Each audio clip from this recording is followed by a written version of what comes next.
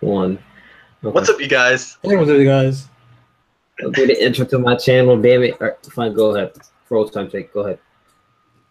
Hey, what's up, you guys? This is Tyler Williams back with another review for you guys. Let's just jump right into this. Hell in a Cell Straightforward to the review. point. I like it. So I am the real Tyler Williams, if you guys have not noticed by now. I'm here with my good buddies Dane to the left. You guys will hear his voice on Prodigy. I know you guys heard his voice. Off to say hi to the people, Dane. Hello. Thank you very much. And I also hear with the other guy who's on Prodigy, who you barely hear him because he doesn't like to commentate. Alejandro Lea far to the left. Say hi, Alejandro. Hello, people of the world. We are here to talk and review Hell in a Cell 2017. Now, I was not here for most of the show. I was at work. So I had to bring in these two who've seen the whole show to review at least the first half of it. So that way they could fill me in because I don't honestly know what happened before Charlotte and Natty. So You don't want us to spoil too much, do you? Or you don't care? spoil the whole thing. That's why we're here. So start the pre-show. I know the pre-show match was Shelton Benjamin and Chad Gable versus versus Mojo Rawley. Yeah. I want to guess I didn't watch it. So. Chad and Shelton Benjamin won the match. I don't see a reason for the hype roast, especially if they were going to break up. Yeah. The Shelton Benjamin and Gable one, I think it was really well done. Actually, I don't think it was amazing by any means. It was good for pre-show though. Is what I'd say. It was. Yeah, I did. I wasn't super into it, but like when I was paying attention, it kept me engaged. It was still the pre-show, obviously. I was still getting set. I would just gotten set up, and the match just started. And Shelton was looking really strong. Actually, their chemistry has gotten, I think, a lot better since the first time they teamed up. They were like all not all over the place, but they didn't like match well in their first tag team match. So yeah, they didn't have any chemistry, and I don't know if that was like story based or if they just didn't. I don't know what it was, but they didn't mesh well at all originally. But now it seems like they're on the same page, and I think going forward they're going to be a really good tag team. I don't know how long they're going to be a tag team because I know Shelton Benjamin, before he came into the WWE, said that he was done with tag teams. So looks like Vince doesn't feel the same way. Quite the contradictory there we got. But yeah, so that match happened. Was there any other match on the pre-show, or was that the only pre-show match? I think that was the only pre-show match. Okay, well, on to the main show we go. So, sadly, the Usos versus the New Day opened up the show. I was very disappointed because I was hoping maybe it'll be in the middle of the show where I could catch it, but nope, they had to fucking open the show. So yeah, I was really surprised that was an opener too, especially with. They usually start off the pay-per-views. Yeah, they do. They do. That's really weird though. There was a lot of cool stuff. There was parts. I missed a little bit of it. The weirdest part was usually you'll see Kofi as one of the main guys in there. He was outside the cage for this match, actually. I think Woods needs to compete more often. Yeah, Woods definitely does. I think it's Xavier and Big E. I think he definitely. Yeah, it's Xavier and Big E. And I think they actually did do a really good job. There was a lot of really cool, interesting stuff, such as when they trapped one of the Usos up against the cage with kendo sticks. Yeah, they had a bunch of kendo sticks, and they trapped him with them. And then there was a part where he was smashing them repeatedly with different trombones that they were pulling out from under the ring. I missed that part. Yeah, there was different colored trombones, and for some reason Xavier kept breaking them, and I was like, why is Xavier breaking an instrument that he finds so delicate and that he plays, that he loves? Sorry guys, my webcam is acting shitty today for some reason. I have no idea why. So he was breaking trombones. They were caging them up. Big E was looking really strong in there, and when you thought he was gonna win, it seemed like it was gonna be 1, 2, 3. The Usos kind of got together. They broke out that one. I don't think it was interrupted at all, but I think he did his finisher.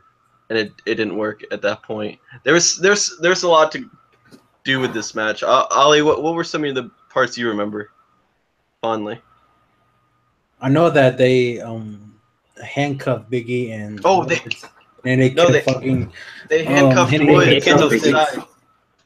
No, they didn't handcuff Biggie. They handcuffed Woods. They did, because I saw him. They handcuffed both of them. I'm pretty sure. Did they? I don't remember him handcuffing Biggie. I saw Biggie with handcuffs in his hands because I think he broke it. Did he? Man, I'm pretty sure he might have. That sounds like something that could have happened. I didn't see that fully, but I saw Xavier was really obvious because they had him up against the ring, with his arms up around the ring post, and he couldn't get out. And then he ended up breaking up a pin later on, and it was actually really surprising because I thought he was just fucking stuck there.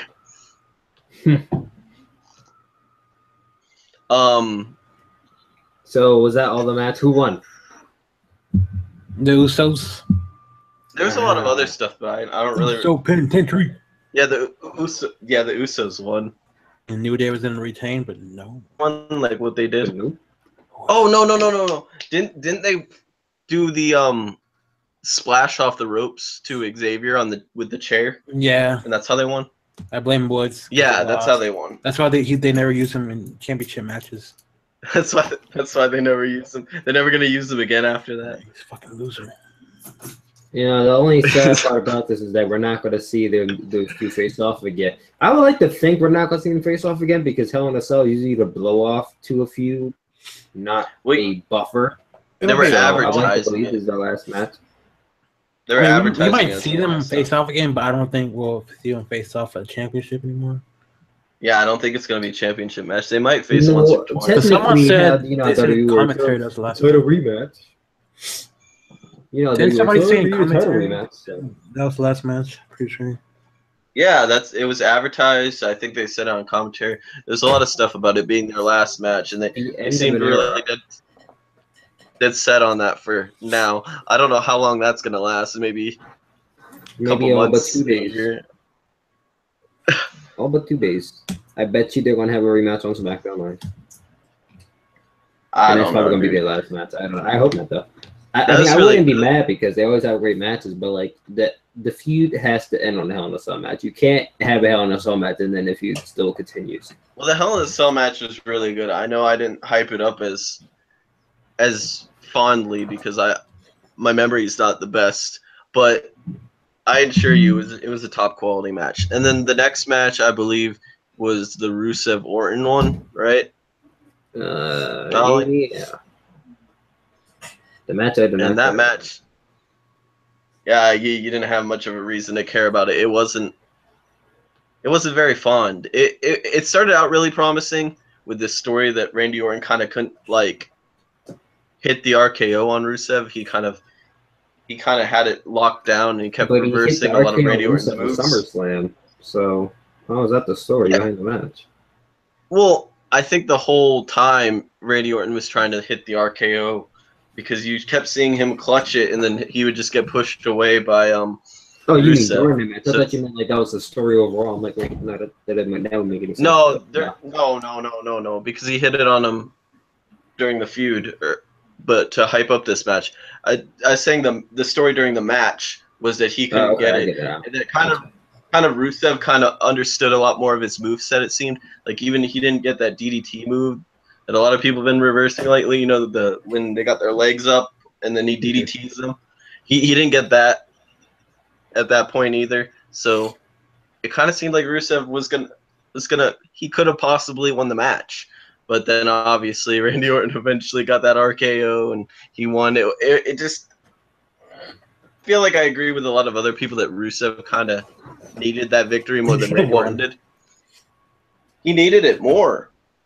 I mean, I know they buried Rusev once again. Orton really does not need as many wins as he's getting. Like he's obviously going to be a legend. I don't understand why they're still having this need to push Randy Orton. I mean, I don't understand why they still have this need. We have a few comments. Let's go with these comments real quick. So Mobile Matt is very much excited about the Sami heel turn. We're going to get to that a little bit later on. Oong. Oh yeah, That was Aang. great. We'll get to But I guess it's Oong. Maybe it is Aang. I don't know. Oong, the last Airbender, says is Randy and Rusev and Shinsuke and Jinder both sucked, to which I agree with you, sir. I believe they both sucked. But we'll get on to Jinder and Shinsuke Nakamura. Shinsuke I don't think Nakamura. Shinsuke sucks. I just think he's not putting on the matches of that caliber that he was doing in Japan. And I think his WWE run mostly so far has been a disappointment. He's had matches here and there that were good, but like for the most part, he hasn't lived up to the hype. That's because he's the watered down version of what he was in New Japan. But hey, the next match, was that Natty versus Charlotte? No, I believe that was the triple threat. US triple threat. Yeah. Oh yeah, there was a match before Ty Dillinger got added in the, I believe during the pre-show, he got added. Yeah, I think so. He was pointing out that I could beat Corbin, and Corbin's getting this opportunity for the title. I should get that opportunity. I should. You could like make it a triple threat, and then after Daniel kind of agreed to it, he was explaining Daniel how the 10 works. The 10, and that's when Daniel Bryan started doing the 10. And then he's like, yeah, it's like the yes thing. And then they switched roles. The other one was doing the yes, and the other one was doing the 10. And so then that match happened. There's a lot of good stuff about this match. Ollie, you want to take it? I mean, I kind of like when AJ was about to do the phenomenal forum, and then Baron Corbin like catched him by his throat. That backbreaker thing. That was pretty cool. That was really cool. He did like this backbreaker type chokeslam type thing with him. I don't really know exactly what it was, but it was really cool. There's a lot of other. There's a couple other spots. I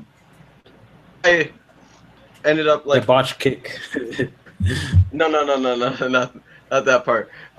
When Ty fell down on him, and it looked like ref was counting it as a pin, and he ended up breaking out. It was almost like Ty was about to win by accident.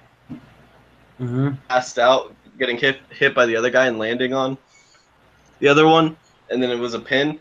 That was pretty cool. And there was the botched kick that Baron Corbin did, where he kicked him, and then he kicked AJ Styles out of the ring. He had to kick him twice because the first one he didn't really kick him all the way, and he didn't fly out of the ring like they wanted, so he kicked him twice. He ended up falling. He ended up getting the pin on Ty Dillinger. That was really cool. Sounds like a good match. It was a really good match. I mean, there was a lot more spots than that. Those are just the ones that I can remember off the top of my head. I'm sure people in the comments could probably tell me a lot of shit that I missed, but only more than that. But it was a good match overall. It was actually one of the better matches on the card, I believe. Like the main event, the tag team match, and the triple threat were the really good matches. That I feel that kind of saved the pay-per-view overall. I don't think it was a great pay-per-view by any means, but it was definitely watchable. Well, I thought the main event saved the pay-per-view, but no, those three matches in general were really good. You missed the other two really good matches on the card. I know. And then after that, that's when the Natty versus Charlotte match. This was the match I actually got to be here for. Yeah, a little disappointing. I didn't think. I mean, I thought it was pretty. I thought it was good. I thought it was good. She kind of like hurt herself. It's not their best match, but it's.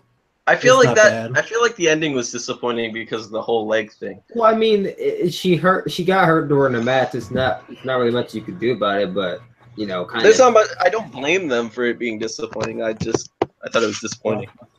At first, when I thought when she hurt herself, I thought she was just selling it, and I'm like, oh, she's selling it really well. I'm like, she's selling that a little bit too well. And then, towards the end of the match, she started pulling out her thing. She started crying. I'm like, yep, she actually hurt herself. Yeah, I thought it was selling too. No, she was selling that way too well for it to be fake. I was so confused. I was like, damn, she learned to sell from the best, didn't she? Yeah, she was tearing up at the end. It probably didn't help that fucking Natalya was hitting her in the leg with the fucking chair to get the DQ. Ung says all three guys did good in the triple threat match. And he said they kept working on a leg. I thought Baby Flair was going to win. Baby Flair? Okay.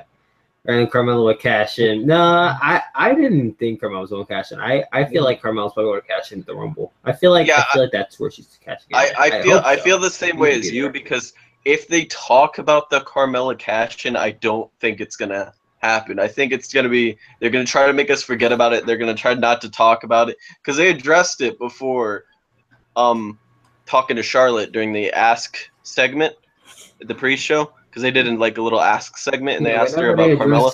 You know they're not. She's not going to cash in. Yeah, because it would have been too obvious. Well, I mean, it wouldn't have been bad. It wouldn't have been bad. It just would have been. I don't know. I don't think it would have worked. Nah, it wouldn't have worked. They wouldn't have gelled correctly. So, what did you think of that match, Tyler? You watched it? Well, I didn't see the whole thing, but I think from what I saw, I caught most of it. And from what I saw, it was a pretty good match up until Charlotte hurt herself. And, that's not really that's not really anyone's fault. I mean, it kind of is Charlotte's fault. But, you can't really prevent stuff like that from happening in a sport that she does. So I do clap for her for working through it, because she did work through the pain for a good 5-10 minutes. So she gets cool points for that. I think some of the bigger by DQ. I feel like now this may just be me guessing, but I feel like that might not have been the original match ending, and Natalya probably improvised and did a DQ finish, so that way they could stop the match, because Charlotte was in a lot of pain.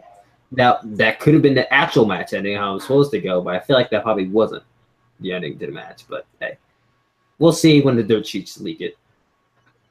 Do you think like any matches were kind of like extended a little bit because of that?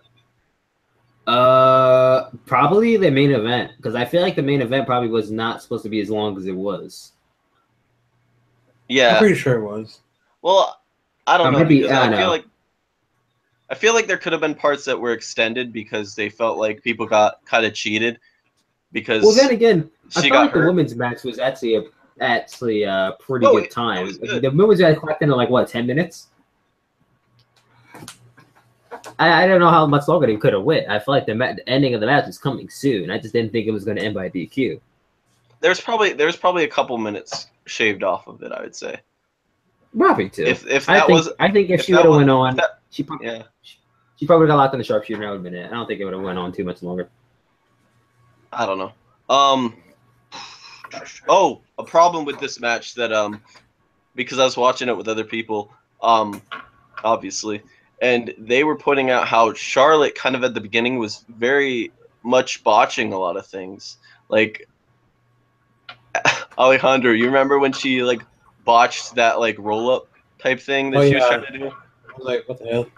Yeah, I don't know what the fuck happened there. And then there was a few other little botches here and there at the beginning, but it kind of came off like ring rust a little bit, almost. And it's like she hasn't been gone that long, so I don't know why she'd have a little bit of ring rust. But well, what could happen is that maybe she came into the match already hurt, like with a pre-existing condition, and maybe that affected the match. Maybe. Maybe I don't know. Maybe a certain spot just kind of opened up that wound a little bit more than it should have, and that's why it happened. I'm just speculating here. I'm not entirely sure. I don't know. She seemed to get better as the match went on, so I don't know if that was injury thing or if like she was a lack of preparation at the beginning. I don't know. But it definitely got better as the match went on, and yeah. Let's talk about the next fucking match. Was it Jinder versus Shinsuke? I didn't watch it. I left as soon as they started, and I came back and I see Jinder winning. I was sitting here like, I should get something to eat during this match, but I didn't. I was disappointed that I didn't, because I probably should not have watched this match. I love Shinsuke Nakamura. I love his interest, I love the feel of the guy. But I think Dane said it earlier, Shinsuke feels like a watered-down version of what he used to be. And that definitely showed during this match, where he didn't do a lot of stuff he usually does. But not only that, you put him in a ring with Jinder Mahal, and then not going to knock Jinder Mahal and say, oh, he's fucking terrible like everyone else does. But Jinder Mahal is not all that good. So when you have a watered down version of what you used to be going up against someone who's not all that good, that man, it's not going to mesh very well. That their first match wasn't that good, and their second match wasn't that good either. Oh, that Flair match versus Natalya actually clocks in around 12 minutes apparently. Oh yeah, see, it went above 10 minutes. That match is way better than this match. I thought this is the worst match on the card, honestly. I didn't see it, but I don't think it was worse than Orton. I think the worst was Orton and Rusev. If you watched that, maybe that is. I haven't seen that, but I feel. I mean, I feel at least like it just the Jinder Shinsuke match wasn't good. Don't get me wrong. But I feel like it could have been a lot worse. I feel like it was better than the last time they faced off. I don't know if you agree or disagree with that. I don't know. I feel like it's neither here or there. Like it's almost like a carbon copy. The ending was basically the same. The same brothers interfere, and they cost Shinsuke the match. So it's like, how many fucking times are we going to see the same exact ending? Like, come the fuck on now. Like, I feel the chemistry was a little bit better. It didn't save the match, but it was better than the first time they faced because I feel like they had a better understanding of how their opponent moved, at least. You know what? They could have been having the match of the night or the match of the year, but when the damn Singh brothers come in and cause the distraction, it just ruins the match. And I think it was weird that they also heavily teased that Shinsuke was going to win with the fucking move he does. What does he call that? The Colossus, I think. Is that what he does? The little fucking knee strike thing? Yeah, the Colossus, I think. No, not the knee strike. No, not the knee strike. The knee strike? I don't know. I don't know what the knee strike is. I don't give a fuck. Anyway, he hit that. He kind of teased that a little bit and stuff, but like, the end, Jinder got his fucking finisher. He won.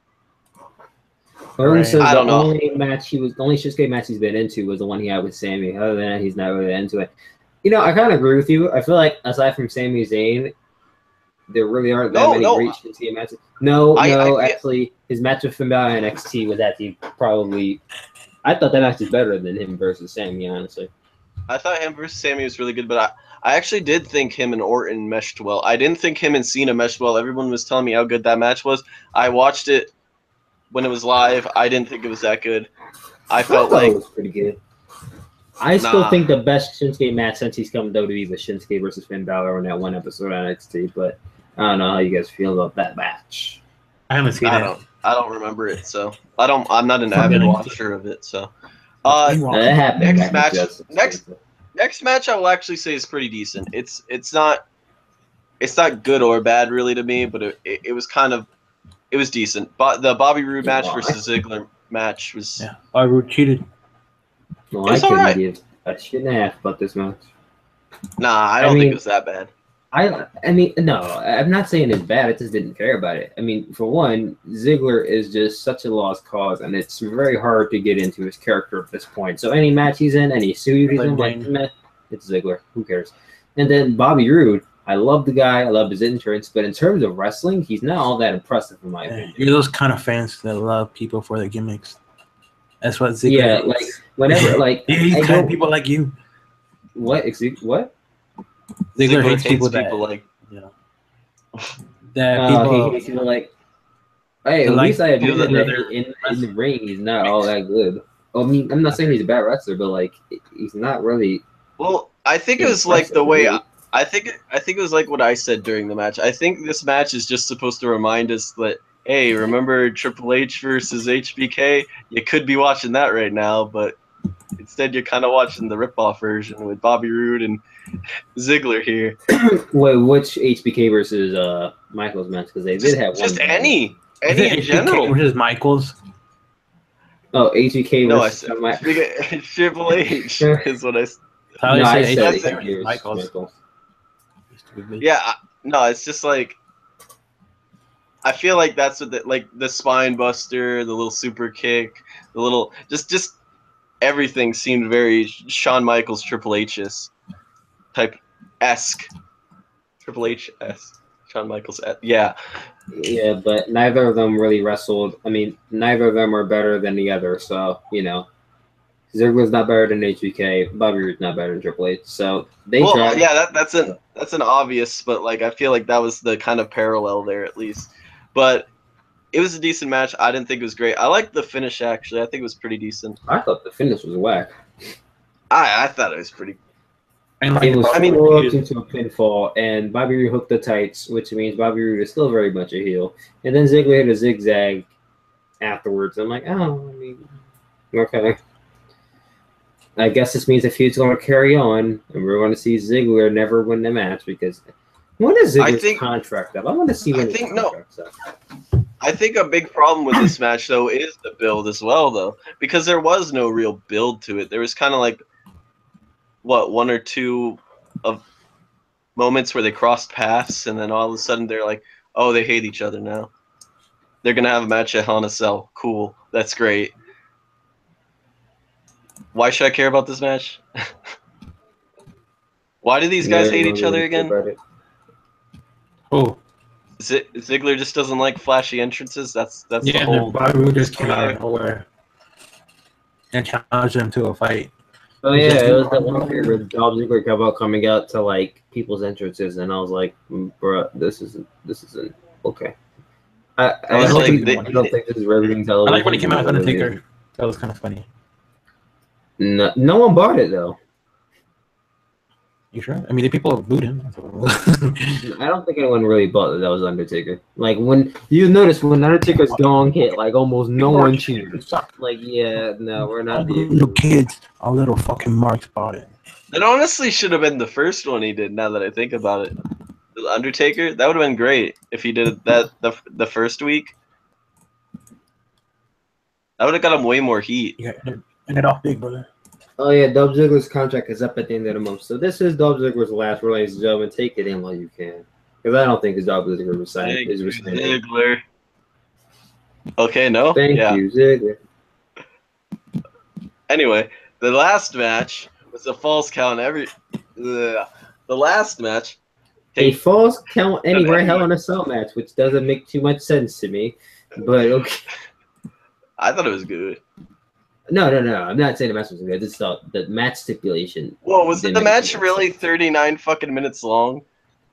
It felt like it. That's what they clocked it in at.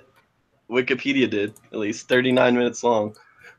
It felt like 39 minutes. I mean, I wasn't a side of the match just felt long, but you could tell, like, as the match went on, this is a pretty lengthy match. I probably should stay put. But yeah, there was a lot of breather moments though. A lot of moments where you could kind of breathe and be like, okay, what are they gonna do next? This is my plan, and then it wouldn't happen. You'd be like, oh shit, that I didn't expect that. So there was a little bit of thought put into it, at least. I think that's something that you can give the match a lot of credit for. Roode the Airbender thought what I was thinking. He said he thought it was stupid when the left locked the cell door in a false count. Bruh, I was sitting there like, hold on, that doesn't make sense. Wait, what? They didn't even say it too. Like, if it's a false counter match, why the hell did you lock the cell door? Like, you're keeping the that's what I was saying. And at the beginning, it didn't look like they were gonna lock him in. It looked like it's false count anyway. I'm like, wait, hold up, what? No, because at first they started fighting outside of the cell, and then they went inside. No lock on there. I'm like, wait, what? That's it? It's false count anywhere. That's our false count anywhere. Part of the match. Now it's turning to 12 and so. Hey, okay, I'm okay with this. But then, of course, as you know, they went outside the cell. You knew it was coming. He got the bolt cutters and everything. There were a lot of spots in this match. There was the table. There was a lot of spots. I probably should have wrote them down, but so many spots were in this match. The table one was really good. There was a table spot before the announced table spot. There was a regular table spot where Kevin Owens went to do a what does he call it, like sandwich onto. He didn't throw a sandwich onto Shane McMahon, but he did his the pinball roll or whatever. The pinball roll onto his chain, but he missed. He got out of the way and he just went straight through the table. That's pretty cool. There are a few other spots. Shane McMahon doing his dumb shadow punches that never seem to actually connect. He did a few of his I feel jiu-jitsu moves that were pretty cool. What were you saying? I feel like in his older matches, they came closer to connecting, so you could kind of buy it a little bit But more. they never And then actually nowadays he's just not even trying. He's like, oh, nobody believes punches in wrestling are real. Fuck that. Well, I mean, Oh yeah, it's called a Because cannonball. we By know the they're way. not real doesn't mean you can't make it look real. Like Shane's punches have always been like just terrible. Like him and Cena just always threw terrible punches, and they did never seem to improve over time. Never. But that's besides the point. I think it got worse. That's my opinion. That's besides the point.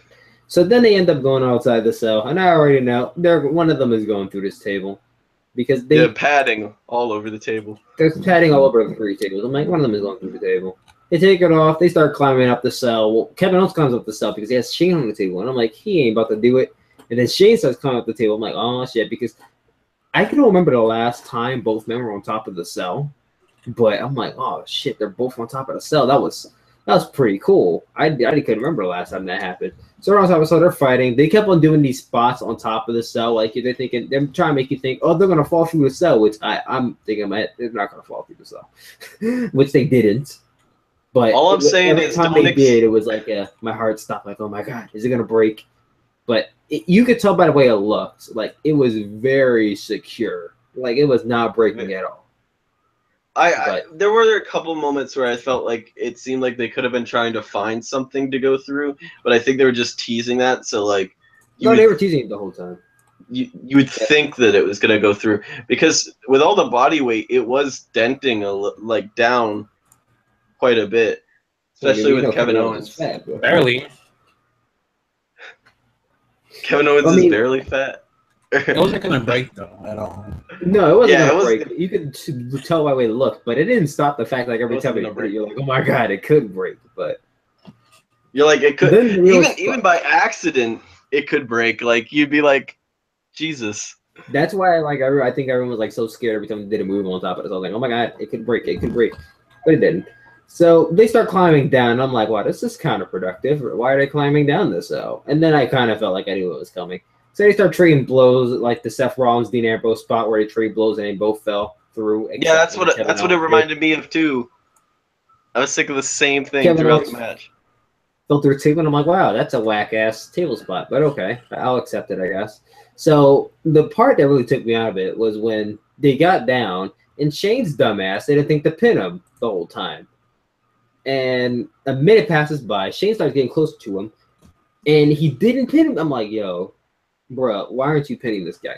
So then he gets the bright idea, oh, I'm going to tempt fate twice and jump off the cell onto the other table because, Shane's a dumbass. I think the thing was Shane wanted revenge, but he also wanted redemption to show that he could do the jump off spot that he was going to do on The Undertaker.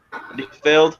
So I think it was almost like kind of like a redemption and a revenge type aspect that made him do that. Fair. But I don't know how it. That's fair. So he puts what's his name on the table. He's gonna climb up, and I'm like, this motherfucker's about to move, and he's gonna miss, and then Kevin Owens is gonna pin him. Now, from what I'm seeing now, apparently some website reported this. I didn't check any dirt sheets or anything before the pay-per-view. I'm like, I'm just gonna go in and watch it, whatever. I feel like I already know what's gonna happen. What the fuck I didn't know was gonna happen was what happened when Shane jumped off the cell. We see someone pull. Well, no, we didn't see anyone pull up. From my angle, I didn't see anyone pull him. I thought he moved. I thought he moved as well. I thought he moved too. I thought he moved. So I'm sitting there looking at Shane McMahon like, yeah, people have to pin him. Then I look up and I'm like, before it was a second for replay because I'm like, wait, is that fucking Sami Zayn? Yeah, like right before like, what the fuck is Sami doing there? And then it all came together. I saw the replay. I'm like, I went crazy. I'm like, oh my fucking god! Yo, I have never reacted like that hard in a minute. Like, they literally took me by surprise. Like, WWE rarely, if ever, can take someone by surprise. And I think it was because it goes back to the fact that, like, when people look up dirt sheets and they look up the spoilers, it kind of takes it away from. But like when you're actually surprised and you actually see something and you didn't expect it, like it brings you back to that moment. It feels a lot better. it brings you back to like when you were a child and like wrestling was just everything is like things were unpredictable. Wrestling was real back then. When wrestling was real, like I didn't think wrestling was real or anything, but it brought me back to when I didn't know what was going to happen next. Like, oh my God, Sami Zayn just pulled him off. Like the kid in me jumped out of my seat. Unpredictability is what wrestling kind of strives on, and especially for those bigger spots. Yeah, but we strive away from it because dirt sheets are out now. We have all these wrestling websites leaking stuff. You have Wrestle Talk TV and Wrestle Culture telling us every single minute about what's going to happen backstage. It's kind of hard to be surprised nowadays, but this was actually a big surprise. I was actually very intrigued by this. I didn't see anything out about that, so I don't know.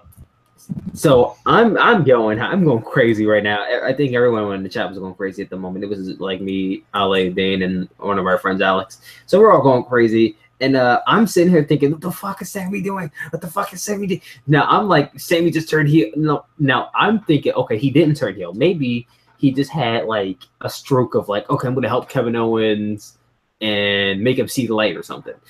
But no, this motherfucker goes and he takes Kevin Owens and he helps him pin Shane McMahon. I'm like, oh fuck, he just turned heel. What the fuck? But like I was saying during the Skype call, is Kevin Owens was on his ass about not taking his opportunities or making himself known and putting himself out there as a performer. And it's kind of crazy that he kind of put himself out there tonight the way he did. He kind of did make people pay more attention to him, because next week I feel like a lot of people are going to be like, what is Sami Zayn going to say? How often do you think that? How often do you think I'm so excited to hear what Sami Zayn has to say. Yeah, me too. But I'm going to give my theory on what I think it is. Now, this might be going a little bit too deep, but this is just my analogy. Based off what we saw before and how in the promos. Now I got a little bit of this from Salmon's Sounds Off, so I'm gonna copy him. But in the promo that Sami and Kevin Owens had on SmackDown Live, it was kind of like when Kevin Owens was talking to Sami. If you eliminate the crowd and you eliminate Sami Zayn, Kevin Owens was kind of talking to his own self-conscience in a way, when he was talking to Sami Zayn about what he should be doing and the wrongs and the rights that he was doing. So when Sami Zayn came out to help Kevin Owens, I feel like Sami Zayn may have been hearing what Kevin Owens was saying, and maybe, just maybe, he was persuaded by Kevin Owens to help him because Sami thinks that Owens is the good guy. Just maybe. That Owens is the good guy in the situation. Yeah, and that Shane was the one that actually fucked him over. Shane's fucking over both of them. And this is all Kevin Owens' way of manipulating Sami Zayn. And Sami Zayn's falling for it. That is a very good theory, actually. I think Sami is falling for Kevin's manipulation, because Kevin Owens has basically just been talking him down this whole time, and now I think Sami Zayn is cracked and it's falling for it now. I don't think he's going to become some cult leader and Sami Zayn's going to fall behind him, but I think now their bond is just going to be stronger, and I don't think there's going to be a tag team between those two. I mean, I think if you do that, it might be a little bit too far, but I think you should drag this out a little bit more, like flesh it out and go a little bit deeper than just, oh, I helped him because he's my friend. Like, I think you should go like, no, I helped him because I feel like I'm getting screwed. I feel like, Kevin Owens is right. Like, all that kind of stuff. Yeah, I feel like he should. I feel like that would be good if he kind of said that Kevin Owens had the right idea, and the reason Kevin Owens was more successful was because he went out and got his opportunities, and because he didn't take the nice guy route, and he kind of was he was kind of just being himself, and like he was getting shot down for taking opportunities is kind of the because honestly and truly, Sami Zayn really didn't turn completely heel. He just helped Kevin Owens. That wasn't a complete heel turn. I mean, however, I feel like if you compare the accolades, I could see him getting manipulated by Kevin Owens, because if Kevin Owens is winning all these titles and getting all these matches, getting main events, he's obviously doing something right. Sami Zayn has to see that. However, I do feel that on SmackDown, that because Raw is advertising Kevin Owens, like Kevin Owens is about to make the switch, I feel like Shane is going to fire Kevin Owens. And that's when Sami turns heel. He like attacks Shane McMahon and he's like, Kevin Owens was right about you or something like that. That's when I feel like the heel turn happens. I feel like that could be right. And then Sami snaps and just completely attacks Shane McMahon. It's going to happen. And then we could probably build to like a Shane versus Sami match sometime down the line or something. Yeah, that might be cool. So, Ollie, what did you think of the pay-per-view as a whole? I give it like maybe... Butthole. I want to say 7 or 7.5. 7.5? That's a pretty good rating. I'd go somewhere around there. From what I've seen... No, go ahead. What were you saying? No, I just think that some of the matches were boring, like Orton and Rusev and Jinder and Shinsuke. This would be a great A pay-per-view if Jinder Mahal and Shinsuke and Randy and what's his name weren't on the show. It would have been a great A pay-per-view, but those two matches happened. I still feel like the Dolph and Rude match was not as bad as you kind of made it out to be. I don't think it was great. It could be better, but it wasn't bad. No, it seemed like it belonged on the card. It was a little bit of a... I'll post a link to the chat like I usually do. Anyone who wants to join What am I gonna call that shit? It's kind of like a what do you call that? A breezer match. Kind of like you sit through it and you're kind of not expecting much. You get a little more than what you expected, and it's good for the show, but it's not gonna be something you're talking about 3 weeks from now. Fair enough. It's good in the moment, and it's not gonna be something you talk about in the future. I don't think. Yeah, but the main event, I feel like it's the main event. I feel like the question is, where would you rank this in terms of Hell in a Cell matches that's happened in like the past 5 years? It's better than. I haven't watched. What's the last review? Forgot. It's the one with Sasha and Charlotte. Oh, that one was trash. That's the last one. I didn't give that match a bad rap. I actually did not think Sasha versus Charlotte was a bad match. I think it was okay. When I saw of it, it wasn't a good match. Yeah, I think people give it a bad rap. It wasn't a bad match. But let's see. In terms of Sasha versus Charlotte, I thought it was better. I thought it was better than Kevin Owens versus Seth Rollins by 1.5 miles. I thought it was better than Bray Wyatt. Somebody joined. I thought it was better than a lot of things. So I don't know. What do you think? We want to know what this guy thinks. Yo, KVNQ Nation. Yo, Quanky. Yeah, whatever your name is. My man. He's always in the comment section. He's dead silent right now. He's afraid of everybody. The keyboard warrior. Keyboard warrior. He's shy because you guys are here. He's like, oh no, it's the commentators from Prodigy. I'm out of here. But I'm just kidding. But I think in terms of the previous 5 years, I feel like this could be sitting as one of the best Hell in a Cell matches we've had. Just in terms of all the spots and the ending, I feel like this could be the running for one of the best Hell in a Cell matches in the past 10 years. The only problem I have is when I watch pay-per-views, I usually rate them either way lower than I should or way too high when they first come out. And then I rewatch them and think about them a bit more, and then I could give it more of a level-headed rating. I don't know about you guys. Yeah, it could be sometimes, I guess. But I'm not really want to watch something over again unless it was really, really good. I don't really watch. I think that Hell in a Cell was. I think it has rewatchability at least. Not the pay-per-view, just the main event. Like, where would you rank the main event? Do you think the main event and the main event and the Usos? That's probably the only highlight. And the Usos. Oh, and the triple threat. Yeah. I could probably watch this whole pay-per-view again, even with the I probably have to watch the whole pay-per-view again because blumpers. I haven't seen the whole pay-per-view. So even with the little blumpers here and there from those other 2 matches or 3 matches, 2 or 3 matches, whatever.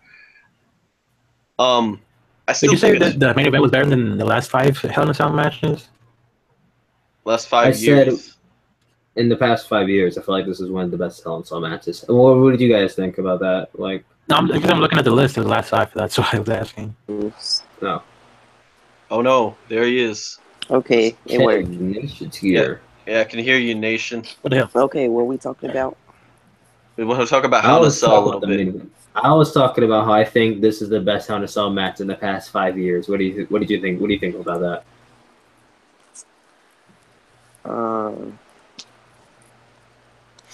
I agree. You agree, or you disagree because Just you're? in terms of match I quality and how it ended. I think the SmackDown tag team Hell in a Cell match was better than the Shane McMahon and Kevin Owens. What? That was a pretty hot match, honestly. Jeff and Dean Hell in a Cell match is better than Kevin Owens and Shane. What? That happened in 2014. I don't know. I felt like in terms of storytelling, I feel like that is kind of swaying my answer a bit. I can see how I this. feel like if you take away the story and just strip it away and just leave it with the match, my opinion probably would be different. But No. I definitely could see how this guy thinks Uso and New Day was a better match because I felt like that did have a lot of. That's a lot of things to argue as being. And they have really good chemistry too. So What? They have the great Usos and New chemistry. Day have really good I mean, I don't use chemistry. that a lot in wrestling. I don't say a lot of things are great, but I think their chemistry definitely can be described I as know this great. is a rare occasion right here, ladies and gentlemen, from the man who says everything is decent. So Yeah, I always say shit is decent, but like they've really impressed me. At first, I'm late to the game. A lot of people were saying this feud was good way before I was, but after I saw the SummerSlam matches and then how they bounced off after that, man, I jumped on the bandwagon like everybody else. The Usos? There were people telling me it was a good feud way before that, though. Oh yeah, I've been touting them out for the longest time. How long has Sad that that this feud is been coming to the going? end. But hey, I'm looking forward to the Usos versus Luke Harper and Eric Rowan because they had some beastie ass matches back in the day. How long has what been going? The feud between New Day and Usos. Since Money in the Bank, I believe. Yeah, probably. I thought it was before that when the Usos was faced. Might be. I think Money in the Bank was their first tag team match, but I might be wrong. You might be right. It might have been a revival of an older feud.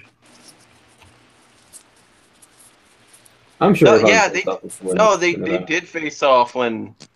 You're right because I do remember them fighting when New Day was sort of heelish and the Usos were face, and they had the paint. Oh, remember they did that.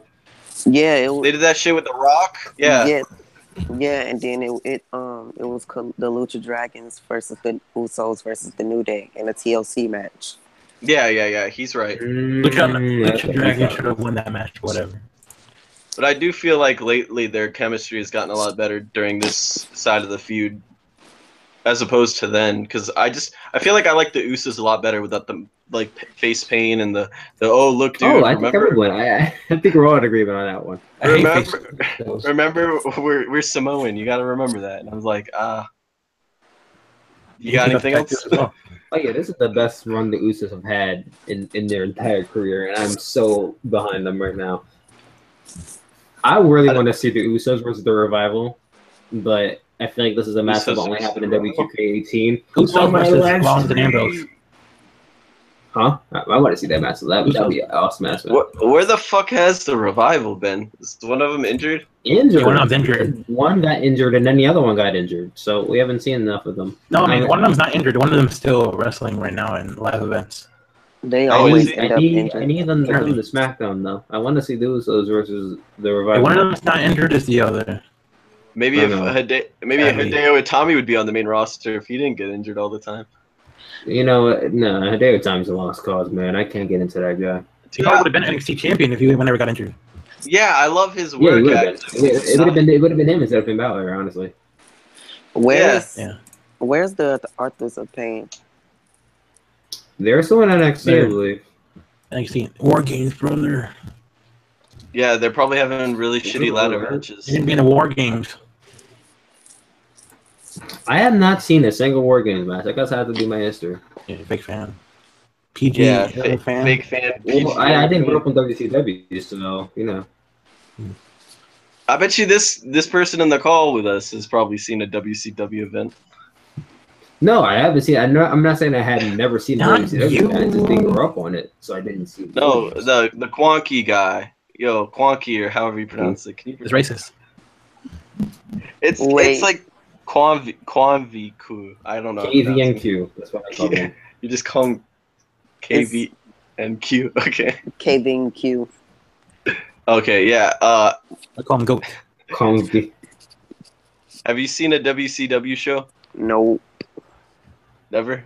No. Okay, so you're on the same level as Tyler when it comes to No, because I have seen the WCW show before. I just said I didn't grow up. You're as bad as Tyler, but you're a little bit better. This guy even remembered the Usos New Day feud from a couple of years ago. That I am you somehow sorry forgot. that I did not remember the Usos versus the New Day from 2014. Yeah, that wasn't even that long ago. Bruh, look. The Usos were forgettable at the time, and the New They Day. They were like on I get TV that. like every week. No, the New Day was still fucking hot at that time. No, not you in kidding? 2014. Maybe 2015. I agree with you. Remember when- No, bullshit. They were. And the primetime players still were hot on the mic. champions. Good times. Good times. Yes, yeah, I don't remember all that. The primetime players. What No, the no, I fuck? They remember that. suck. They beat New Day for the tag team championships, Oh, yeah, they beat him at Tyson Kidd is SummerSlam, didn't they? and then they won it back the next pit. Just like a real promo. Anyways, that was the show. Tyler only watches a match every 3 years. Every 3. Well, I mean, I only watch pay-per-views nowadays. But I guess I have to watch Raw and He's a SmackDown. WWE fan. He don't watch his GFW. GFW. You know, He the doesn't- Shield. He doesn't watch Lucha Underground, so he's not a real fan. Don't listen to him. Listen I to me, used Ollie. to. He doesn't watch his TNA and I used to. PWG. He doesn't. Oh, He doesn't. oh yeah, I definitely. I'm a GFW TNA Impact Wrestling Global Worldwide guy. So yeah, Yeah. Oh, Right? GFW. whatever the hell that is, I don't know. What that TNA is. Soldier. I'm a WWE fanboy. I'm a- Who's the guy that's really big there right now? His name's like Eli something. Eli Drake? Drake. Eli. Yeah, Eli something Drake? like that. The homo. I don't the know. homo What Eli is that? Drake. I was about to say Marty Scurll for a second, but I'm like, wait, no, that's not Is TNA. that the guy that calls everyone dummies? Yeah, dummy. Yeah, Yeah, I thought dummy. that was- Yeah. he's a current. Anyways, world we're about to champion. go into an hour, so I'm going to end this before people like this is an hour longer review. I'm not watching this. So thank you guys for watching the review. Thank Dane and Alejandro for joining me on this review because without them, this review would have probably been terrible because I did not watch the first half of the pay-per-view. And KVNQ for joining last minute to give us his opinions on the show. It's always I great will see you guys having later here. this week. And his Remember- superior memory, because Tyler doesn't know how to remember things from a couple years ago. Shut up. Remember, WWE2K18 released this Friday. I'll be streaming at that time, and we'll be active all week. So, yeah, make sure you guys stay tuned to the channel. Subscribe if you haven't already. And I'll talk to you all later. Claim that one Peace. network code on. Shut up.